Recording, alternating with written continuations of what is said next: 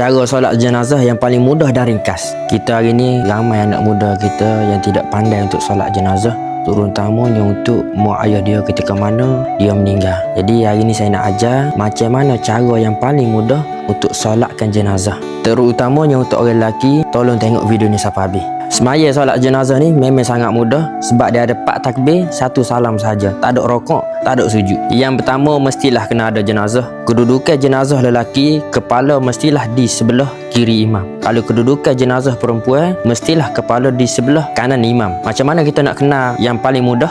Contoh kalau kita semaya, tangan kanan kita adalah kepala lelaki dan tangan kiri kita adalah kepala perempuan. Kedudukan solat untuk jenazah lelaki sama betul dengan kepala jenazah. Kalau kedudukan untuk solat jenazah perempuan adalah sama betul dengan pinggang jenazah. Sebelum kita mulakan solat jenazah, yang pertama mestilah kita kena niat. Cara niat dia sangat mudah. Ikut saya kita niat sama-sama. Usalli ala hazal mayyit arba'a takbiratin fardul kifayah makmuman ataupun imaman lillahi ta'ala. Sahaja aku semaya ke atas jenazah ini 4 takbir fardu kifayah mengikut imam ataupun sebagai imam kerana Allah Ta'ala. Takbir yang pertama, Allahu Akbar, baca Al-Fatihah sehingga selesai.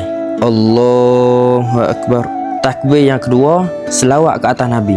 Allahumma salli ala Sayyidina Muhammad wa ala ali Sayyidina Muhammad. Allahu Akbar.